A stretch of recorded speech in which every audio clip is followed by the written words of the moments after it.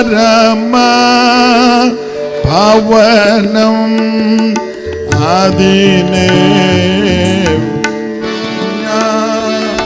പരമ ഭവനം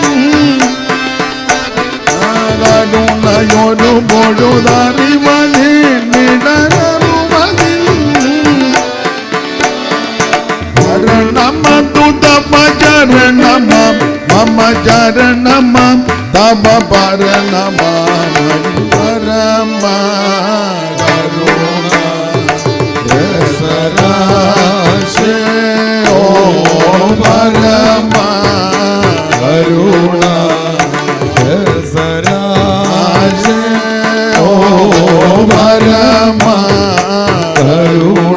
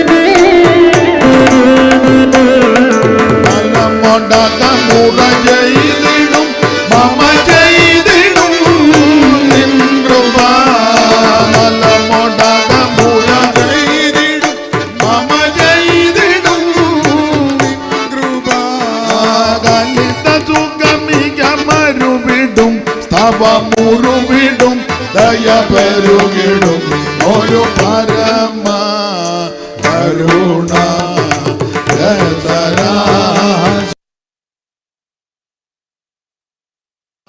കരുണ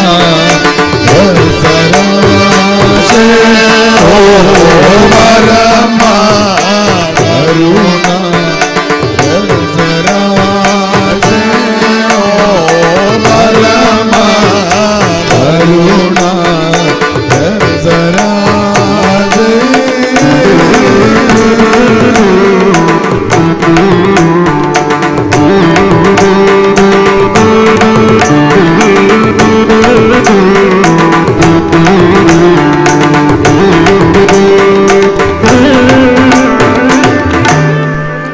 കരമുയർത്തി ദൈവത്തിന് മഹത്വം കൊടുക്കാം.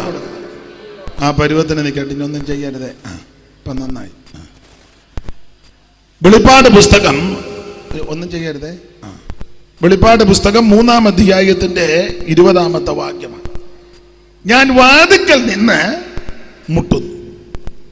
ആരെങ്കിലും എൻ്റെ ശബ്ദം കേട്ട് വാതിൽ തുറന്നാൽ ഞാൻ അവൻ്റെ അടുക്കൽ ചെന്ന് അവനോടും അവൻ എന്നോടും കൂടെ അത്താഴം കഴിക്കും.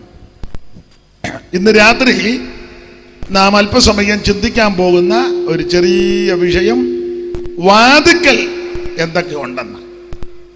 ഈ വായിച്ച വാക്യത്തിന്റെ അടിസ്ഥാനത്തിൽ വാതിക്കൽ നിന്ന് മുട്ടുന്നു. ആര് മുട്ടുന്നു എന്ന് ചോദിച്ചാൽ യേശു ക്രിസ്തു വാതിക്കൽ നിന്ന് മുട്ടുന്നു. വെളിപ്പാട് പുസ്തകം 3-ാം അധ്യായത്തിന്റെ 20-ാമത്തെ വാക്യമാണ്. നമുക്കറിയാം, വെളിപ്പാട് പുസ്തകം വേദപുസ്തകത്തിലെ ഒടുവിലത്തെ പുസ്തകമാണ്. ഇതുപോലൊരു പുസ്തകം ഉലകത്തിൽ ഉണ്ടായിട്ടുമില്ല, ഇനി ഉണ്ടാകുകയില്ല. ഈ പുസ്തകം എടുക്കുവാൻ ഇടയായി തന്നെ വലിയ ഭാഗ്യമാണ്. ഇത് വായിപ്പാനും ഇതിനകത്തെ കാര്യങ്ങൾ കേൾപ്പാനും ചില കാര്യങ്ങൾ ഗ്രഹിപ്പാനും പല സന്ദർഭങ്ങളിലായി ദൈവം നമുക്ക് തരുന്ന അവസരങ്ങൾക്കായിട്ടും ഞാൻ ദൈവത്തെ സ്തുതിക്കുന്നു. നിങ്ങൾക്ക് ഞാൻ മലയാളത്തിൽ പറയുന്ന മനസ്സിലാകുന്നുണ്ടോ? മനസ്സിലായി? എന്നിട്ട് നിങ്ങളുടെ ഇരിപ്പ് കണ്ടിട്ടൊന്നും മനസ്സിലാകാത്ത ഞാൻ താമസിച്ചു വന്നതിന് അരിശം കയറിയിരിക്കുകയാണോ? അതോ ഈ വായിച്ച വാക്യം ഇഷ്ടപ്പെടാഞ്ഞിട്ടാണോ? അതോ എന്തുവാണോ നിങ്ങളുടെ ഒരു പരുവക്കേടിലായിരിക്കുന്നത്? തന്നെ ഇത്ര ദൂരത്തിരിക്കുന്നതുകൊണ്ട് അല്ലേ, നമ്മൾ ധനവാന്റെയും ലാസറിൻ്റെയും കാര്യം പോലെ നമുക്കിടയിലൊരു വലിയ പിളർപ്പുണ്ട്. അപ്പോൾ അതുകൊണ്ട് വെറും ഒരു കാഴ്ചക്കാരായിട്ടിരിക്കാതെ അല്പസമയങ്ങൾ ദൈവത്തിന് മഹത്വമൊക്കെ പറഞ്ഞ് മഹത്വമൊക്കെ കൊടുത്തിരിക്കണം. ഞാൻ ഇന്ന് രാത്രി ദൈവദാസൻ സമയം അനുവദിച്ച് തന്നിട്ടുണ്ട്. കൃത്യസമയത്ത് നിർത്തും. കർത്താവ് അനുവദിച്ചാൽ നാളെ വൈകിട്ട് അല്പം നേരത്തെ നമുക്ക് യോഗം ആരംഭിച്ച് ഏറെ സമയം വചനം ധ്യാനിപ്പാൻ അവസരം ദൈവം ഒരുക്കട്ടെ. നിങ്ങൾ നേരത്തെ കടന്നു വരിക. കർത്താവിന് മഹത്വം. അപ്പോൾ ഇതുപോലെ ഒരു പുസ്തകം ഉലകത്തിൽ ഉണ്ടായിട്ടില്ല, ഇനി ഉണ്ടാകത്തുമില്ല. സത്യവേദ പുസ്തകം. അങ്ങനെ മലയാളത്തിൽ, തമിഴിൽ എങ്ങനെ? പരിശുദ്ധ വേദാഗമം. അതാ പരിശുദ്ധ വേദാഗമം. അപ്പൊ ഇതുപോലെ ഒരു വേദം ഉലകത്തിലില്ല. ഹൈന്ദവ പുരാണം പഠിക്കുമ്പോൾ 4 വേദവും 6 ശാസ്ത്രവും 18 പുരാണം, അങ്ങനെയാ പഠിക്കുന്നത്. 4 വേദം, 6 ശാസ്ത്രം, 18 പുരാണങ്ങൾ. ഋഗ്വേദം, യജുർവേദം, സാമവേദം, അഥർവവേദം, പിന്നെ വേദങ്ങൾ പലതുണ്ട്. എന്നാൽ ഇതുപോലെ ഒരു വേദം, സത്യവേദ പുസ്തകം, പരിശുദ്ധ വേദാഗമം. ഈ പരിശുദ്ധ വേദാഗമം നമ്മുടെ കയ്യിൽ ലഭിച്ചത് തന്നെ വലിയ ഭാഗ്യമാണ്. ഇതെടുക്കുവാനും വായിപ്പാനും ഒന്നും ഒരു കാലത്ത് നമുക്ക് യോഗ്യതയില്ലായിരുന്നു. എന്നാൽ യേശു ക്രിസ്തു മുഖാന്തരം നമ്മെ യോഗ്യരാക്കി തീർത്തു. ഞാൻ പറയാറുണ്ട്, ഈ പുസ്തകം എടുത്തുകൊണ്ട് നമുക്ക് എവിടെയും ചെല്ലാം. ഏത് ഓഫീസിലും ഏത് രാജസദസ്സിലും. ഇപ്പോൾ തമിഴ്നാട് മുഖ്യമന്ത്രി എടുക്കലും ഈ വേറെ പുസ്തകമായിട്ട് എല്ലാം. അങ്ങനെ അത് പറിച്ചു കീർത്തുമില്ല, തട്ടിക്കളയുകയല്ല, അനാവശ്യം പറയുകയല്ല. പുള്ളി വിവരമുള്ളയാളാണ്. കേരളത്തിലെ മുഖ്യമന്ത്രി ബഹുമാനപ്പെട്ട പിണറായി വിജയൻ, അദ്ദേഹത്തിൻ്റെ അടുക്കൽ ഈ പുസ്തകമായിട്ട് എല്ലാം. അദ്ദേഹം തട്ടിക്കളയത്തുമില്ല, പറിച്ചു കീറുകയില്ല, ആക്ഷേപിക്കത്തുമില്ല. ഇത് മഹത്വമുള്ള പുസ്തകമാണ്. ഇന്ത്യയുടെ പ്രധാനമന്ത്രി ബഹുമാനപ്പെട്ട നരേന്ദ്രമോദി അവരുടെ അടുക്കലും ഈ പുസ്തകവും മാറോട് ചേർത്ത് ചെല്ലാം. അദ്ദേഹം ഈ പുസ്തകത്തെ ബഹുമാനിക്കും എന്ന് പറഞ്ഞ അറിവുള്ള വിവരമുള്ള എല്ലാവർക്കും അറിയാം ഇതുപോലൊരു പുസ്തകം ഇനി ഉണ്ടായിട്ടില്ല, ഉണ്ടാകത്തുമില്ല. സ്തോത്രം. അത്രയ്ക്ക് ശ്രേഷ്ഠമേറിയ പുസ്തകം. കാരണം ഇതിനകത്തെ കാര്യമെല്ലാം സത്യമായ കാര്യം, എല്ലാം സത്യമാണ്. നിങ്ങളുടെ ഇരിപ്പ് കണ്ടിട്ട് എല്ലാം ഒന്നും സത്യമല്ലെന്ന് പറഞ്ഞ സ്തോത്രം. അപ്പോൾ സത്യവേദ പുസ്തകം, അതിൽ ഒടുവിലത്തെ പുസ്തകമാണ് വെളിപ്പാട് പുസ്തകം. 22 അധ്യായങ്ങൾ എന്ന് പറഞ്ഞാൽ ഭാവി കാലത്ത് സംഭവിക്കാനുള്ള കാര്യങ്ങൾ മറച്ചു വച്ചത് സമയമായപ്പോൾ മറ തട്ടിമാറ്റി വെളിപ്പെടുത്തി കൊടുത്ത പുസ്തകമാണ് വെളിപ്പാട് പുസ്തകം. സർവജ്ഞനായ ദൈവത്തിൻ്റെ തിരികിത പ്രകാരം അവിടുന്ന് ചില കാര്യങ്ങൾ കണക്ക് കൂട്ടി കാര്യങ്ങൾ നിശ്ചയിച്ച് തിട്ടപ്പെടുത്തി ക്രമപ്പെടുത്തി വെച്ചു. അത് സമയമായപ്പോൾ അതിൻ്റെ കർട്ടനങ്ങ് മാറ്റി യോഹന്നാൻ ദൈവം വെളിപ്പെടുത്തി കൊടുത്തു. ആ വെളിപ്പെട്ട് കിട്ടിയ കാര്യങ്ങളാണ് ഈ പുസ്തകത്തിൽ എഴുതി വച്ചിരിക്കുന്നത്. അതിനാണ് ഇതിന് വെളിപ്പാട് പുസ്തകം എന്ന് പറയുന്നത്. തമിഴിൽ എങ്ങനെയാ പറയുന്നത്? വെളിപ്പെടുത്തിന വിശേഷം. കുറച്ചുകൂടെ തമിഴാണ് നല്ലത്. വെളിപ്പെടുത്തിന വിശേഷം. എന്നിട്ടും യാതൊരു സന്തോഷവും ഇല്ല. സ്തോത്രം. എന്തായാലും വളരെ ശ്രേഷ്ഠമേറിയ പുസ്തകം. നമുക്കറിയാം വെളിപ്പാട് പുസ്തകം ഓരോ അധ്യായം ഓരോ വിഷയങ്ങളാണ്. 1-ാം അധ്യായത്തിൽ തേജസ്കരിക്കപ്പെട്ട യേശു ക്രിസ്തു. 2-3 അധ്യായം 7 സഭയ്ക്കുള്ള ദൂത്. 4-ാം അധ്യായം സഭ സ്വർഗത്തിലേക്ക് എടുക്കപ്പെടുന്നു. 5-ാം അധ്യായത്തിൽ വീണ്ടെടുപ്പിന്റെ ഗാനമാണ്. 6-ാം അധ്യായത്തിൽ മുദ്ര പൊട്ടിക്കുന്നതായിട്ട് കാണുന്നു.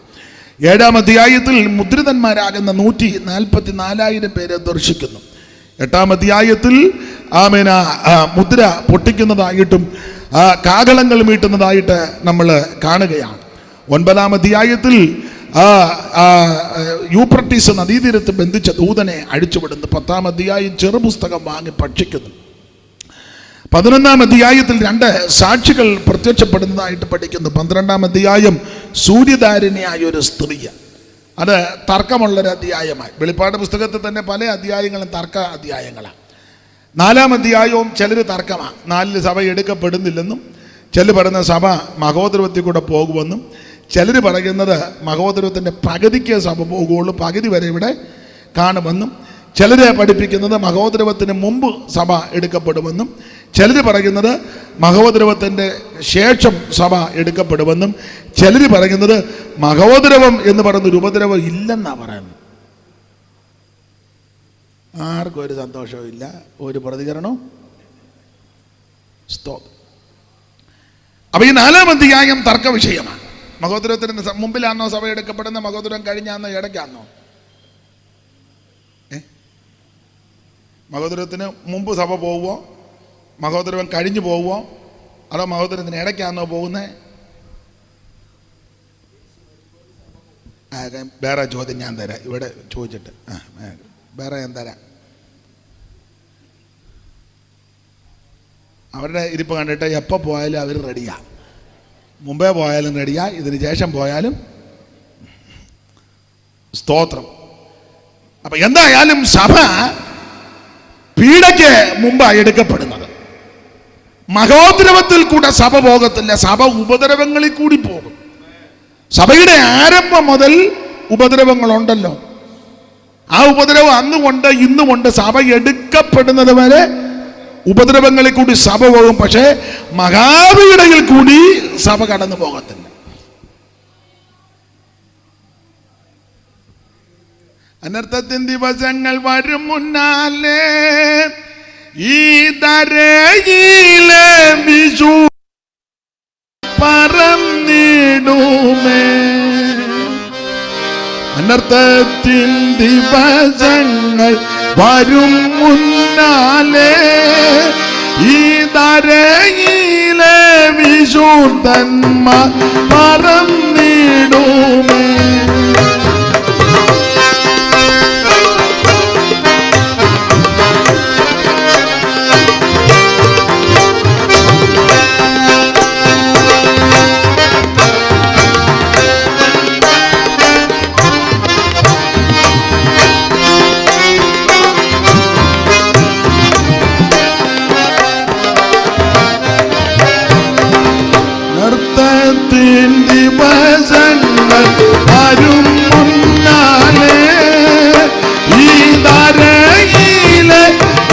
ദൂതന്മാർ പറന്നിടുമേ അവർ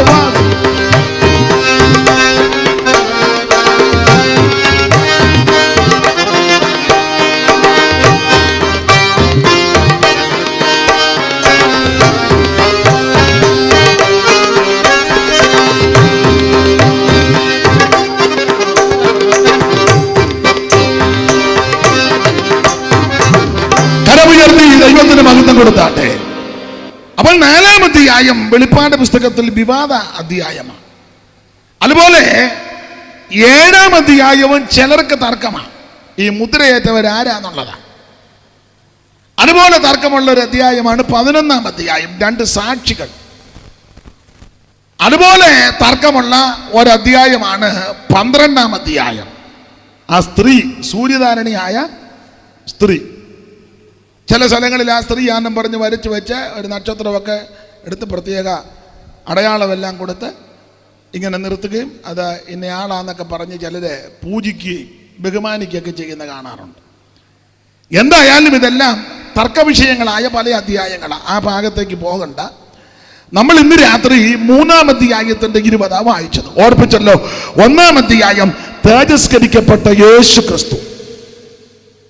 പത്മോസ് എന്ന ദ്വീപിൽ നാടുകടത്തപ്പെട്ട യോഹന്നാൻ കർത്തൃദിവസത്തിൽ ആത്മവിവശനായി.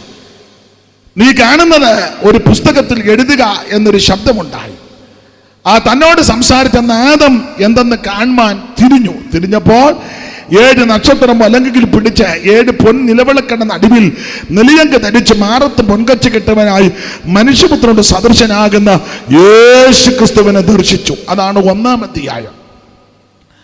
തേജസ്കരിക്കപ്പെട്ട യേശു ക്രിസ്തു. ആ ക്രിസ്തുവിനെ യോഹന്നാൻ ദർശിച്ചു. 2-3 അധ്യായം 7 സഭയ്ക്കുള്ള ദൂത.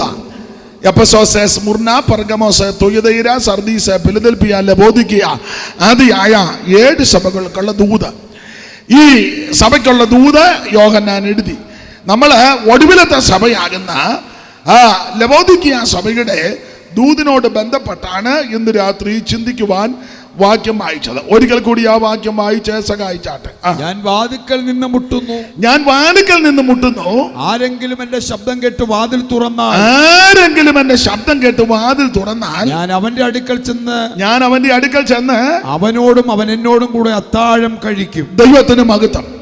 അപ്പോൾ 3-ാം അധ്യായത്തിൽ പറയുകയാണ് ഞാൻ വാതിൽക്കൽ നിന്ന് മുട്ടുന്നു. ഈ 1-ാം അധ്യായം പഠിക്കുമ്പോൾ കർത്താവ് സഭയുടെ നടുക്കാണ്.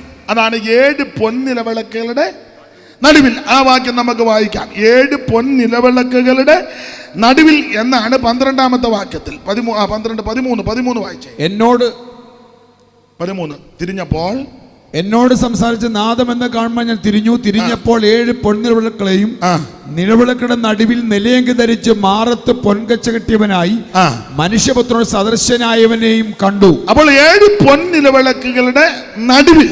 സ്തോത്രം. അതാണ് 13-ാമത്തെ വാക്യത്തിൽ പൊൻനിലവിളക്കുകളുടെ നടുവിൽ. ഈ വാക്യങ്ങളെല്ലാം നിങ്ങൾക്ക് തിട്ടമാണ്. നിങ്ങൾക്ക് ആ കാര്യങ്ങൾ നന്നായിട്ട് അറിയാം. 7 പൊൻനിലവിളക്കുകളുടെ നടുവിൽ എന്ന് പറഞ്ഞാൽ ആ നിലവിളക്ക് 7 സഭയെ കാണിക്കുന്നു. നമ്മൾ വ്യാഖ്യാനിക്കേണ്ട അതിന്റെ വ്യാഖ്യാനം ആ 1-ാം അധ്യായത്തിൽ തന്നിട്ടുമുണ്ട്. 1-ാം അധ്യായത്തിന്റെ 20-ാം വാക്യം. ഇനി സംഭവിക്കാനുള്ളതും എന്റെ വലങ്കയിൽ കണ്ട 7 നക്ഷത്രത്തിന്റെ മർമ്മവും 7 പൊൻനിലവിളക്കിന്റെ വിവരവും പൊൻനിലവിളക്കുകളുടെ വിവരവും എഴുതുക. അടുത്തത് 7 നക്ഷത്രം 7 സഭകളുടെ 7 നക്ഷത്രം 7 സഭകളുടെ ദൂതന്മാരാകുന്നു. എന്ന് പറഞ്ഞാൽ ശുശ്രൂഷകന്മാരെ കാണിക്കുന്നു. അടുത്തത് 7 നിലവിളക്ക് 7 സഭകളാകും. അപ്പോൾ നിലവിളക്ക് 7 സഭ. 1-ാം അധ്യായത്തിന്റെ 13 വായിച്ചത് നിലവിളക്കുകളുടെ നടുവിൽ യേശു ക്രിസ്തു നിൽക്കുന്നു.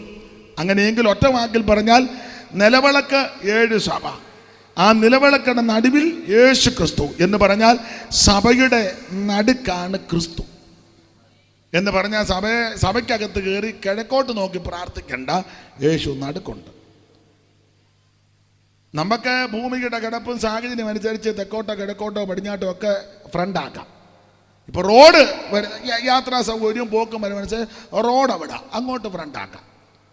അല്ലെ റോഡ് പടിഞ്ഞാറ് വശമാണ്, പടിഞ്ഞാറ് ഫ്രണ്ടാക്കാം. ആലയത്തിൻ്റെ മുഖവേ അത് സൗകര്യമനുസരിച്ചാണ്, അല്ലാതെ കിഴക്കല്ല കർത്താവ് വരുന്നത്, കിഴക്ക് വരുന്നത് വേറെ ആളാണ്. അത് വെളിപ്പാട് പുസ്തകം 8-ാം അധ്യായത്തിൻ്റെ 16-ാമത്തെ വാക്യത്തിലുണ്ട്. കിഴക്കോട്ട് നോക്കി അവർ സൂര്യനെ ആരാധിച്ചെന്ന്. അപ്പം തെക്കോട്ടും കിഴക്കോട്ടും വടക്കോട്ടും പടിഞ്ഞാട്ടും ഒന്നും നോക്കണ്ട, അവിടുന്ന് നമ്മുടെ നടുവിൽ വരുന്നവനാണ്. അവിടുന്ന് ഈ ഭൂമിയിൽ ജീവിച്ചപ്പോഴേ പറഞ്ഞു തൻ്റെ ശിഷ്യന്മാരോട്, 2 or 3 പേർ എൻ്റെ നാമത്തിൽ കൂടി വരുന്നിടത്തേക്ക് ഞാൻ അവരുടെ കിഴക്ക് വരാമെന്നല്ല, നടുവിലുണ്ടെന്ന്. പുറപ്പാട് പുസ്തകത്തിൽ സർവജ്ഞനായ ദൈവവും ഇങ്ങനെ പറഞ്ഞേ, ഞാൻ അവരുടെ കിഴക്ക് വസിക്കാൻ എനിക്ക് ഒരാലയം പണിയണമെന്നല്ല, ഞാൻ അവരുടെ നടുവിൽ വസിക്കാൻ. 12-ാമത്തെ വയസ്സിൽ ക്രിസ്തുവേശു യെരുശലേം വലിയ പള്ളിയിൽ ചെന്നപ്പോഴും ശാസ്ത്രിമാരുടെയും ന്യായാധിപ സംഘത്തിൻ്റെയും ഒക്കെ കിഴക്കല്ലിരുന്നത്, അവരുടെ നടുക്കായിരുന്നത്. ക്രൂശിൽ തന്നെ ആണി തറച്ച ക്രൂശിക്കപ്പെട്ട സമയത്തും അന്ന് ചാക്കോച്ച കിഴക്കോട്ട് തറച്ചു എന്നല്ല പറഞ്ഞ്, 2 കള്ളന്മാരുടെ നടുവില്ല. അവിടുന്ന് ഉയർത്ത് കഴിഞ്ഞതിന് ശേഷം മുറി അടച്ചിട്ടപ്പോൾ കിഴക്ക് വന്നെന്നല്ല, അവരുടെ നടുക്ക് വന്നെന്ന. ചെന്നെടുത്തെല്ലാം വന്നെടുത്തെല്ലാം നടുവില. ഇന്ന് രാത്രിയും അവിടുന്ന് നടുവിലുണ്ട്. അതുകൊണ്ട് അവറാച്ചനോടും തോമാച്ചനോടും ഒക്കെ പറയുക, കിഴക്കോട്ട് നോക്കി പ്രാർത്ഥിക്കരുത്, അത് പിശാചിനോടാണ് പ്രാർത്ഥിക്കുന്നത്. വെളിപ്പാട് എഹെസ്കേൽ പ്രവചനം 8-ാം അധ്യായത്തിൻ്റെ 16-ാമത്തെ വാക്യത്തിൽ വളരെ സ്പഷ്ടമായിട്ടുണ്ട്, കിഴക്കോട്ട് നോക്കി സൂര്യനെ അല്ല കിഴക്കോട്ട് നോക്കി പ്രാർത്ഥിച്ചാന്ന് തോന്നുന്നു. ഇനിയും പ്രാർത്ഥിക്കരുത്. 2 പേരുടെ വർത്താനം പറഞ്ഞത്, യോ നമുക്കിപ്പോഴത് മനസ്സിലായെന്ന്.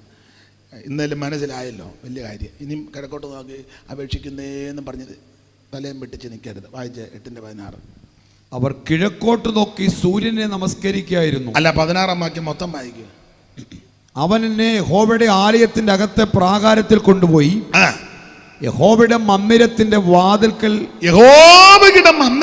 വാതിൽക്കൽ മണ്ഡപത്തിനും യാഗപീഠത്തിനും നടുവേ ഏകദേശം 25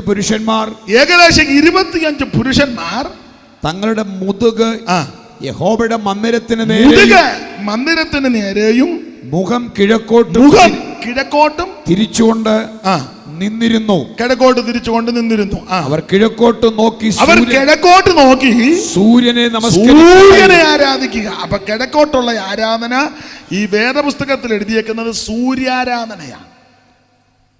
നമ്മൾ ചില ആൾക്കാരോട് പറയല് കാര്യം അത് അവിടെ വെക്കണ്ട, അതെല്ലാം മറിഞ്ഞു പോയി, ഞാൻ പിന്നെ ഇങ്ങോട്ട് ഞാൻ പറയുമ്പോൾ ഞാൻ തന്നാ മതി, കുഴപ്പമില്ല അവിടെ. അപ്പൊ ശ്രദ്ധിക്കുക, നമ്മൾ ചില വ്യക്തികളുമായി സംസാരിച്ചിട്ട് പറയും, നമുക്കെന്നാ ഒന്ന് പ്രാർത്ഥിക്കാന്ന് പറയുമ്പോൾ പിടിച്ചു തിരിക്കുമ്പോൾ കിഴക്കോട്ട് നോക്കുന്നത്. കിഴക്കോട്ടുള്ള ആരാധന സൂര്യാരാധനയാണ്. നമ്മുടെ ആരാധന സൂര്യാരാധനയല്ല, ദൈവാരാധനയാണ്. സത്യദൈവത്തെയാണ് നാം ആരാധിക്കുന്നത്. ജീവനുള്ള ദൈവം, ഏകദൈവം, സത്യദൈവം, നിത്യദൈവം, സാക്ഷാൽ ദൈവം, കർത്താവാകുന്ന യേശു ക്രിസ്തു. പൗലോസിന്റെ ഭാഷയിൽ പറഞ്ഞാൽ മഹാദൈവവും നമ്മുടെ രക്ഷിതാവുമാകുന്ന യേശു ക്രിസ്തു. തോമാസ് ഒരിക്കൽ പറഞ്ഞത് ഇങ്ങനെ, എൻ്റെ കർത്താവും എൻ്റെ ദൈവവുമായുള്ളവേ. ഇന്ന് രാത്രി സത്യദൈവമായ, നിത്യദൈവമായ, ഏകദൈവമായ, സാക്ഷാൽ ദൈവമായ യേശു ക്രിസ്തു സഭയുടെ നടുവിലുണ്ട്. അപ്പോൾ 1-ാം അധ്യായത്തിൽ സഭയുടെ നടുക്ക് യേശു ഉണ്ട്. 2-ാം അധ്യായത്തിലേക്ക് വരുമ്പോൾ ആരംഭ സഭയുടെ ദൂത, എഫെസോസ് സഭയുടെ ദൂത സഭയോട് പറയുകയാണ്, സഭയുടെ നടുക്ക് വെറുതെ കർത്താവ് നിൽക്കുകയല്ല, അവിടെ വായിക്കുന്നത് സഭയുടെ നടുവിൽ നടക്കുന്ന. 2-ാം അധ്യായത്തിന്റെ 1-2 വാക്യം വായിക്കാം. എഫെസോസിലെ സഭയുടെ ദൂതൻ എഴുതുക, 7 നക്ഷത്രം വലങ്കയിൽ പിടിച്ചുകൊണ്ട്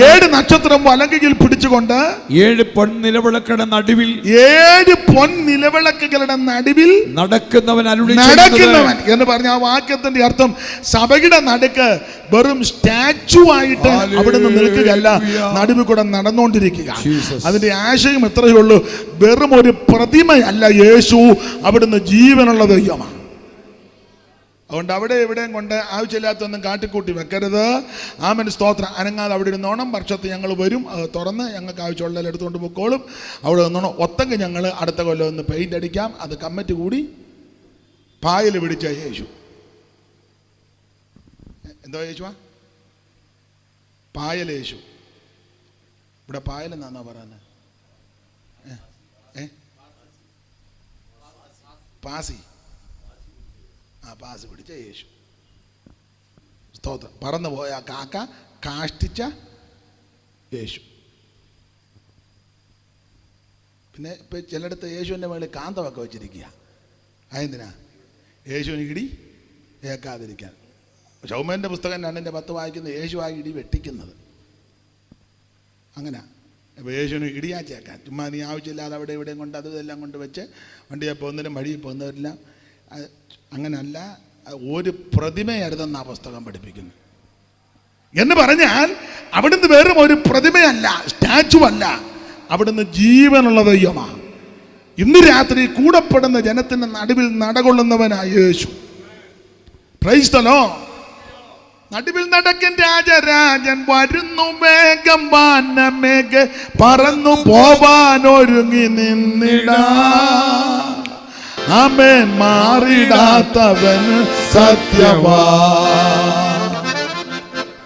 നടുവിൽ നടക്കൻ രാജരാജൻ വരുന്നു, വേഗം വാനമേഘ പറന്നു പോവാൻ ഒരുങ്ങി നിന്നിടാ. മാറിടാത്തവൻ സത്യവാ.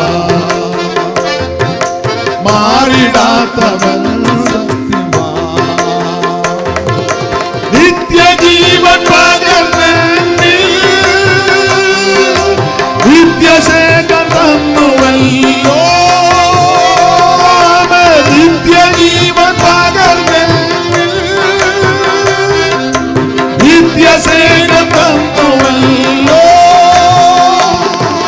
സ്തോത്രയാഗമർപ്പിക്കുന്നു ഞാൻ, സ്തോത്രഗാനം പാടിടുന്നു ഞാൻ. ക്രിസ്തുലനാം യേശുവിന്, നിർമ്മലനാം കർത്താവിന് നീയോടെ കീർത്തിച്ചിടുന്നു. ക്രിസ്തുലനാം യേശുവിന്, നിർമ്മലനാം കർത്താവിന് നീയോടെ കീർത്തിച്ചിടുന്നു. സ്തോത്രയാഗം അർപ്പിക്കുന്നു ഞാൻ.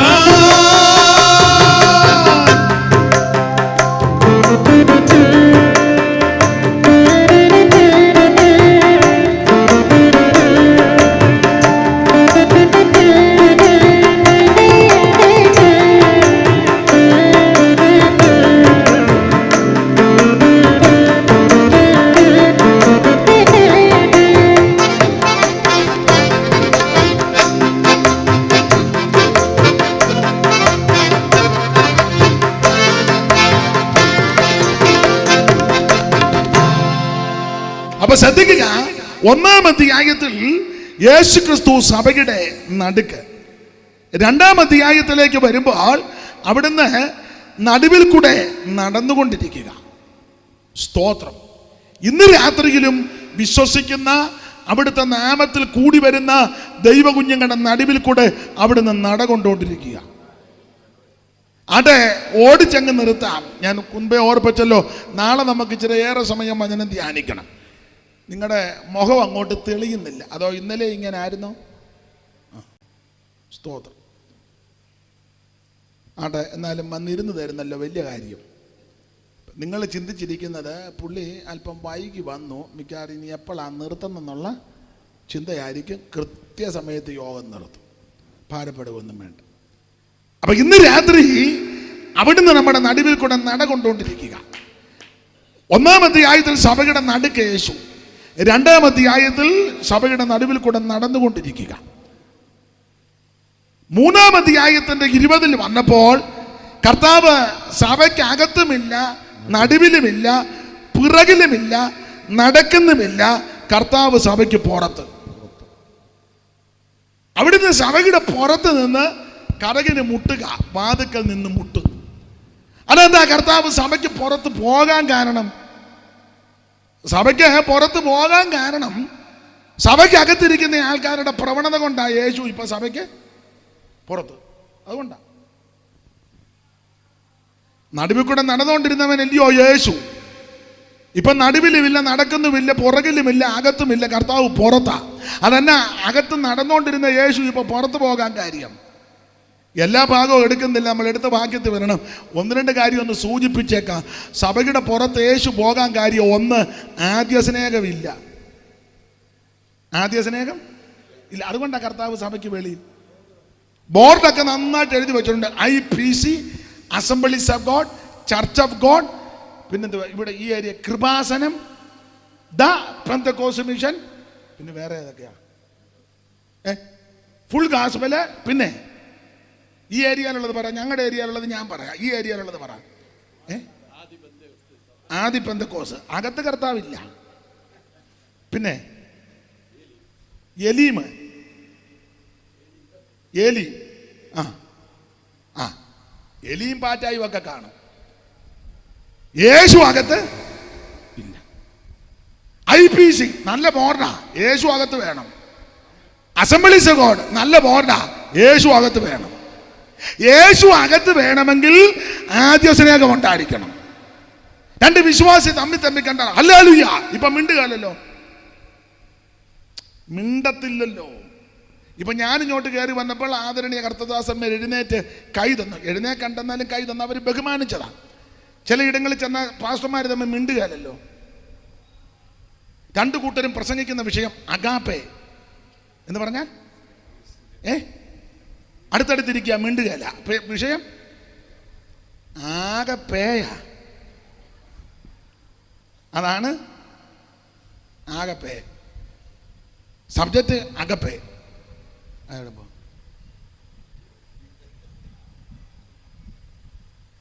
പിന്നെ വിളിക്കുക, യോഗം കഴിഞ്ഞ് വിളിക്കാന്ന് പറയാം. യോഗം കഴിഞ്ഞ് പറയാന്ന്.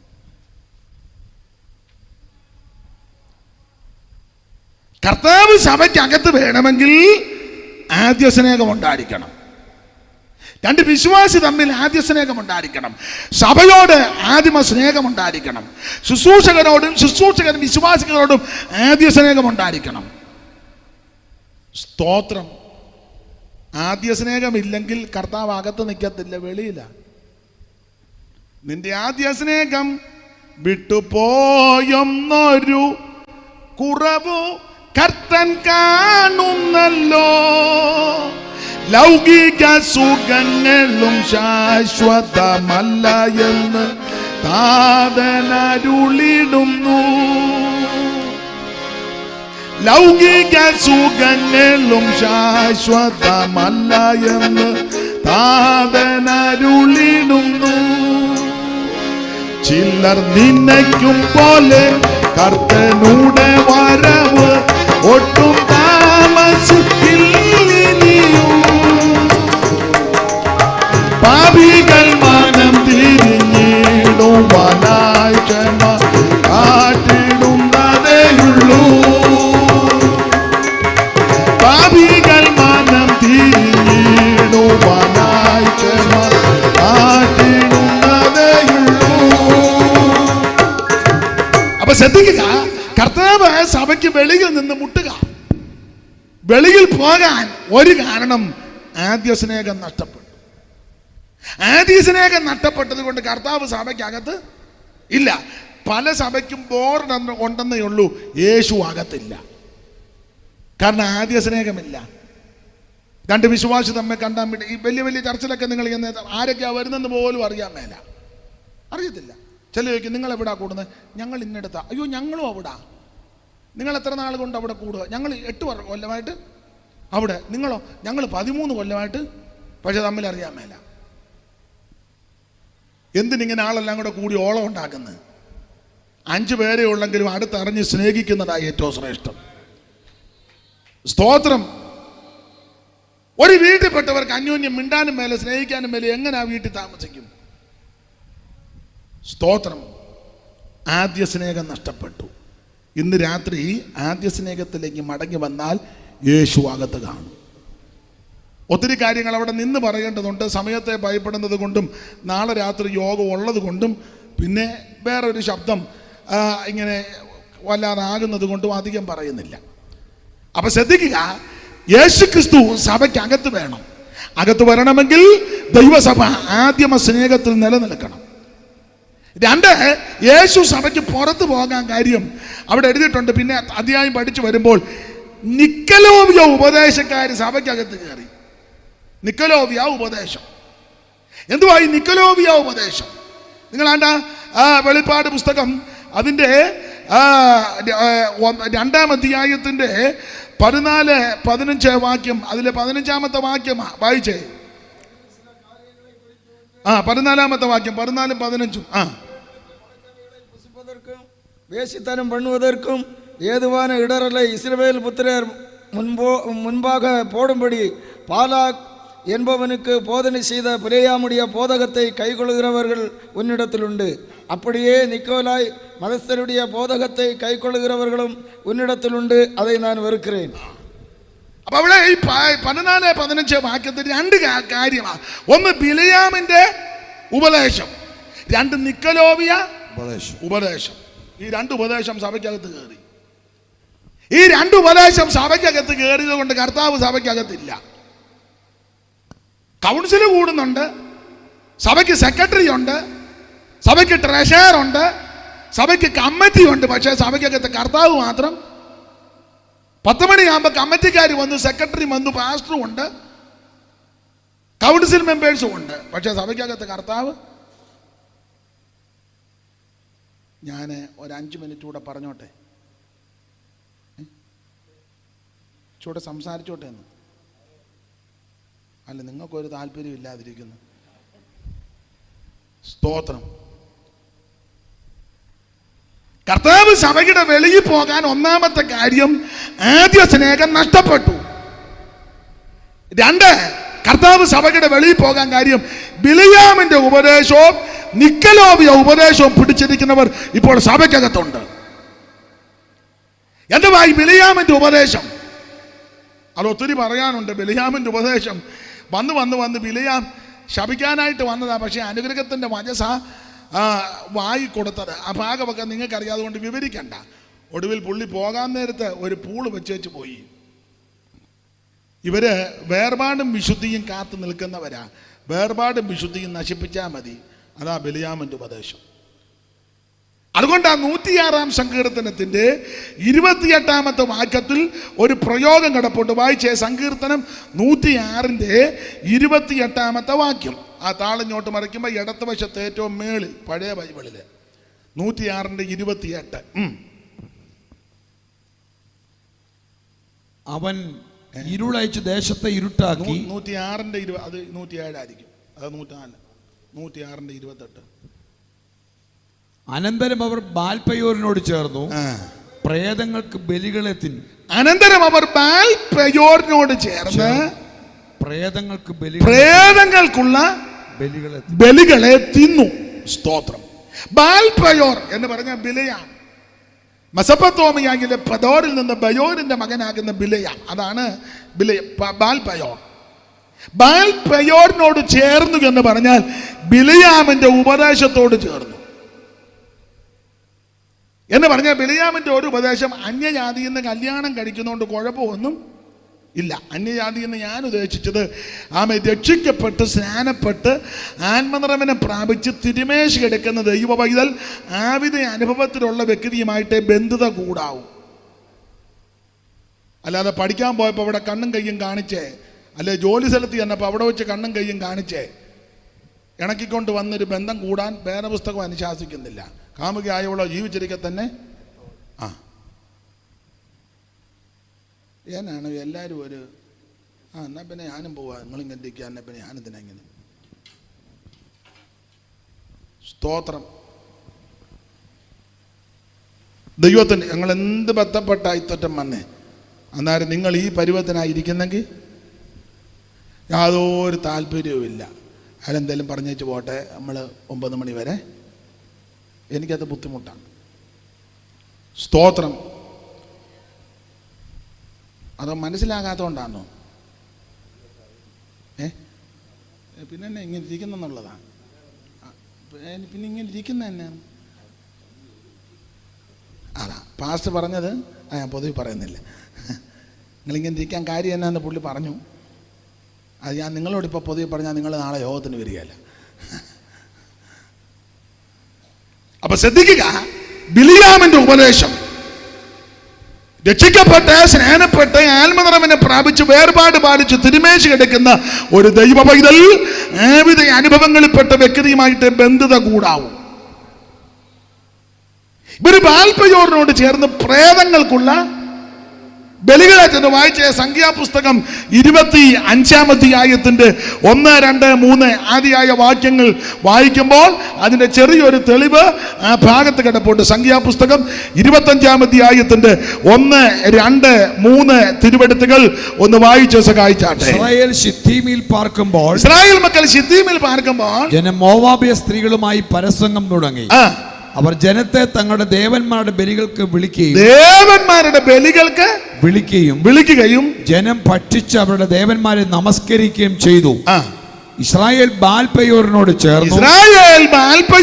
ചേർന്നു. യഹോവയുടെ കോപം ഇസ്രായേലിന് നേരെ ജ്വലിച്ചു. തമിഴിൽ എഴുതിയിരിക്കുന്നത് ദൈവദാസൻ എന്ന് വായിച്ചാട്ടെ. തമിഴിൽ സംഖ്യാപുസ്തകം 25-ാം അധ്യായത്തിന്റെ പ്രാരംഭവാക്യം തമിഴിൽ വായിച്ചേ. എണ്ണാഗമം. தங்கியிருக்கையில் ஜனங்கள் மோவாபின் குமார்த்திகளோடு வேசித்தனம் பண்ண தொடங்கினார்கள். அவர்கள் தங்கள் தேவர்களுக்கிட்ட பலிகளை விருந்துண்ணும்படி ஜனங்களை அழைத்தார்கள். ஜனங்கள் போய் புசித்து அவர்கள் தேவர்களை பணிந்து கொண்டார்கள். വിരുന്നിനെ വിളിച്ചല്ലേ തമിഴില്? വിരുന്ന്. ഒറ്റ വിരുന്ന് നീ മുടക്കുകയല്ല. ഒരോട്ടോയ്ക്കകത്ത് വല്യമ്മത്തള്ള വരെ കയറിയിട്ടുണ്ട്. ഓട്ടോക്കാരൻ പറഞ്ഞ് ഇത്രയും പേരെ കയറ്റാൻ ഒക്കത്തില്ല. ഒന്നാ പറഞ്ഞില്ല, അമ്മച്ചി ഞാന്ന് കിടന്നോളൂ വന്ന്. സകല വിരുന്നിന് നീ പോവുക. ഇവിടെ ജനം ശിത്തീമിൽ പ്രളയമടിക്കുമ്പോൾ ജനം മോവാബിനുമായിട്ട് ഇടകലർന്നു. അവർ തങ്ങളുടെ ദേവന്മാരുടെ ബലികൾക്ക് ഇവരെ ക്ഷണിച്ചു. സ്തോത്രം. ഓണമാ നിങ്ങളല്ല, മരണം. പെന്തിക്കോസുകാർ വരും ഇപ്പോൾ ഓണം. പിന്നെ സ്തോത്രം. പെന്തിക്കോസുകാർ തന്നെ ഇപ്പൊ ഈ മെസ്സേജ് വിടുന്നെന്ന് കേൾക്കുന്നു. ഓണാശംസകൾ. നിനക്ക് ഭ്രാന്താ. പെന്തിക്കോസുകാരോടായി പറയാനേ, ലോകക്കാരോടല്ല. അവരത് ആഘോഷിക്കട്ടെ, നമ്മളതിന് വിലക്കണ്ട. അവരത് ചെയ്തോട്ടെ, അവർക്കല്ലല്ലോ ഈ പ്രമാണം. രക്ഷിക്കപ്പെട്ട് സ്നാനപ്പെട്ട് പ്രമാണത്തിൽ നിൽക്കുന്ന പെന്തിക്കോസുകാരോടാ ഞാനീ പറയുന്നത്. സ്തോത്രം, സ്തോത്രം. ക്രിസ്തുമസ് ആശംസകൾ നിങ്ങൾക്ക് മനസ്സിലാകാതെയാണോ? ഓണാശംസകൾ. സകല വിരുന്നിനും പോവുക. ഇതൊക്കെയാ സഭയ്ക്കകത്ത് കർത്താവ് കാണാത്ത. കൊട്ടും മേളമൊക്കെ നടക്കുന്നുണ്ട്. ട്രമ്മ്, സൈഡ് ട്രമ്മ്, പിന്നെ ഇങ്ങനെ അടിക്കുന്നുണ്ടല്ലോ, അത് ഓർഗൻ 5 എണ്ണം. ഇതിൻ്റെ പേരിനെ പാട്, റിതം പാട്, ഹാർമോണിയം എല്ലാം ഉണ്ട്. പക്ഷേ സെക്രട്ടറി ഉണ്ട്. സെക്രട്ടറി നേരത്തെ വന്നു. 10 മണിക്കായി 9:30 പുള്ളി 2 പേനായി ഒരു ബുക്കുമായിട്ട് വന്നു. കമ്മിറ്റിക്കാരുമുണ്ട്, അവർക്ക് സൈഡ് സീറ്റാ. സകല അണ്ണന്മാരും വന്നു. പക്ഷേ യേശു സഭയ്ക്കകത്തില്ല. ഓളിയൊക്കെ കൂട്ടുന്നുണ്ട്. പക്ഷേ യേശു സഭയ്ക്കകത്ത് ഇരിക്കാത്ത വിധത്തിൽ ആ സഭയ്ക്കകത്ത് കാര്യങ്ങൾ കാട്ടിക്കൂട്ടി വെച്ചേക്കുന്നത് എല്ലാം ബിലിയാമിന്റെ ഉപദേശത്തിൽ പങ്കുചേർന്നിരിക്കുക. ഉള്ള വിരുന്നിനെല്ലാം പോയി നല്ല പെരുക്കിയാ ഞായറാഴ്ച വന്നിരിക്കുക. മോവാബിനുമായിട്ട് ഇടകലർന്നു. അവരുടെ ദേവന്മാരുടെ ബലികൾക്ക് ഇവരെ ക്ഷണിച്ചു. ഇവർ പോയി ഭക്ഷിച്ചു. ഭക്ഷിക്കുക മാത്രമാണോ, അവരുടെ ദേവന്മാരെ നമസ്കരിക്കുകയും ചെയ്തു. അന്യാരാധന. ആരാധിക്കേണ്ടത് യേശുവിനെയാണ്. യേശു ക്രിസ്തുവിനെ മാത്രമാണ് ആരാധിക്കേണ്ടത്. ആരാധനയ്ക്ക് യോഗ്യൻ യേശു ക്രിസ്തുവാ. സ്തോത്രം. അവിടുന്ന് മാത്രമാണ് സ്തുതികൾക്കും മഹത്വത്തിനും പുകഴ്ചയ്ക്കും ആരാധനയ്ക്ക് യോഗ്യൻ. അത് പോരാഞ്ഞിട്ട് ഇവര് അന്യദൈവങ്ങളെ ആരാധിച്ചു. ചെന്ന് കഴിക്കുക, പുസിക്ക, അങ്ങനല്ലേ എഴുതിയേക്കുന്നേ?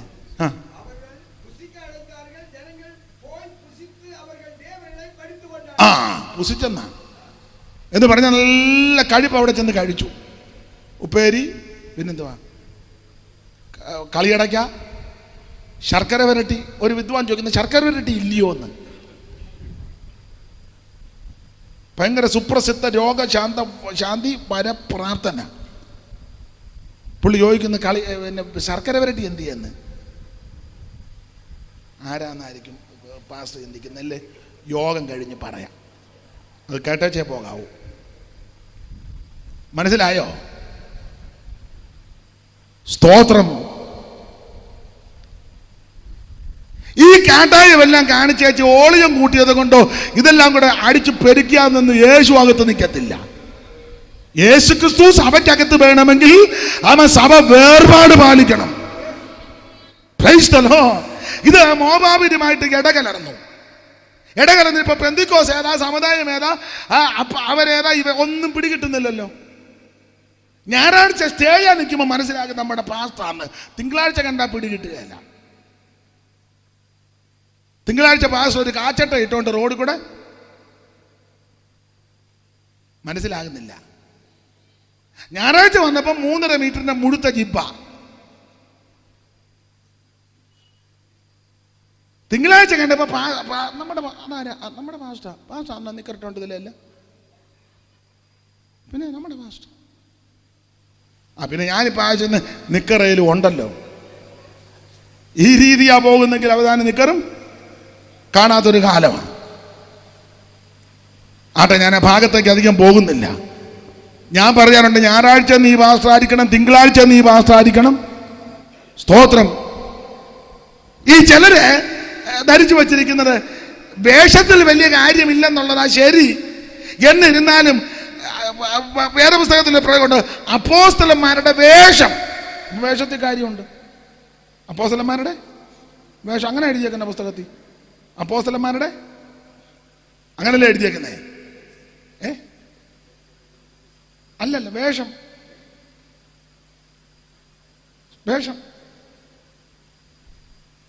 വേഷത്തിന് പ്രാധാന്യമുണ്ട്. അവിടെ ഞാൻ നാളെ ആ വിഷയം എടുക്കാം.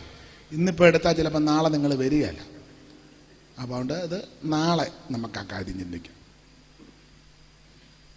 ബിലിയാമിന്റെ ഉപദേശം, നിക്കലോവിയ ഉപദേശം, ഈ ഉപദേശങ്ങൾ സഭയ്ക്കകത്ത് കൊണ്ടുവന്നു എന്ന് പറഞ്ഞാൽ സഭയ്ക്കകത്ത് വേർപാടില്ല.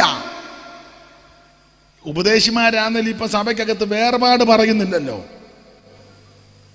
ഒരു ഉണർവുണ്ടായി, ഭയങ്കര ബഹളം ഉണ്ടാക്കി, സ്തുതി എന്തെന്നില്ലാത്തൊരു സാന്നിധ്യം, ചുമ്മാ ഇങ്ങനെ നിൽക്കുക കയ്യും മറപ്പിച്ച്, എന്തെന്നില്ലാത്ത ഒരു സാന്നിധ്യം. അപ്പം പിന്നെ ഇപ്പം ഇവിടെ വലിയ കുഴപ്പമില്ല.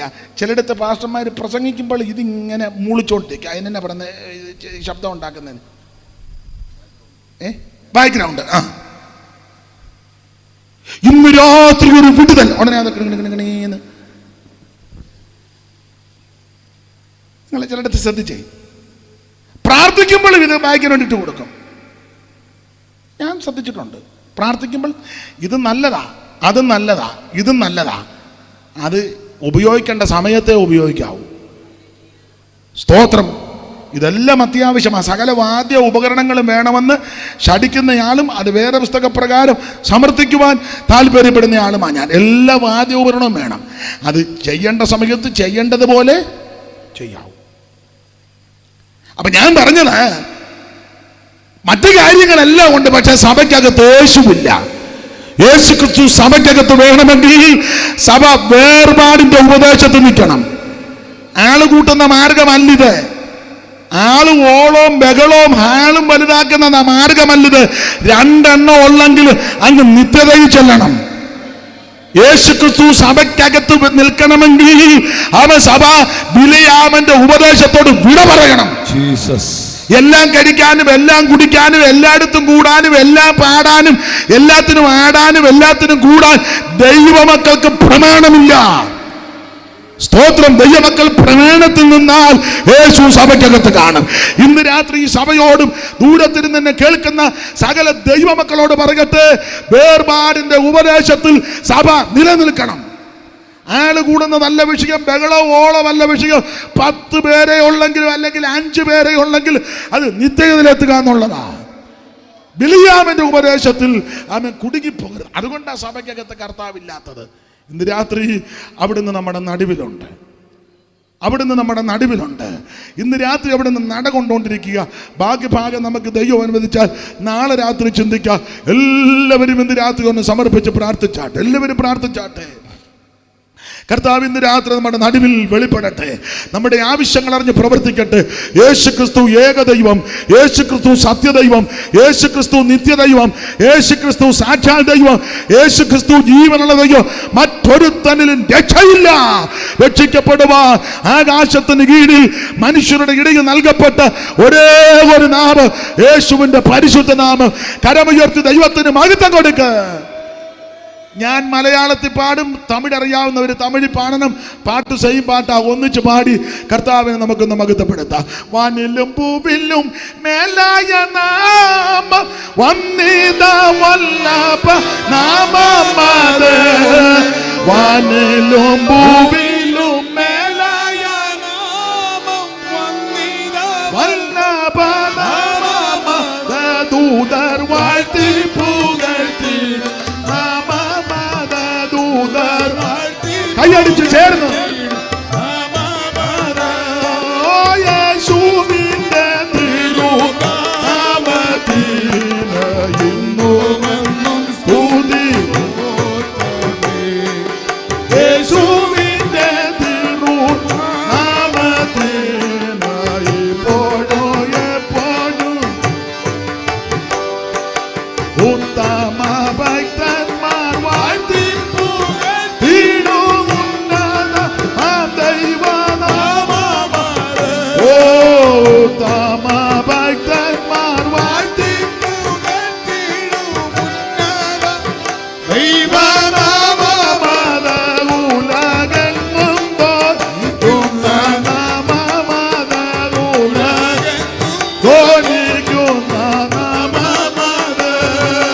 യേശുവിന്റെ തിരുനാമത്തിന്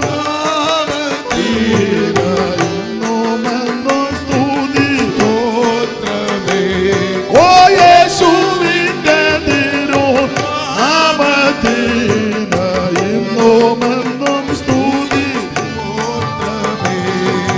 സങ്കടം ചഞ്ചല ശോധന വേളയിൽ താങ്ങി നടത്തി നാമമത്.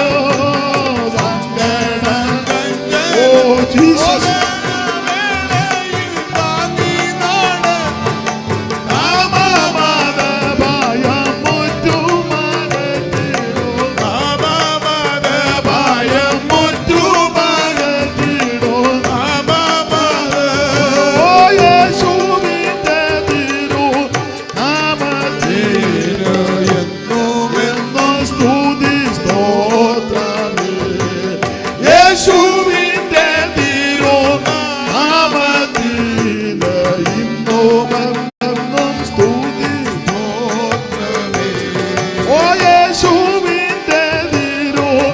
Praise the Lord Jesus.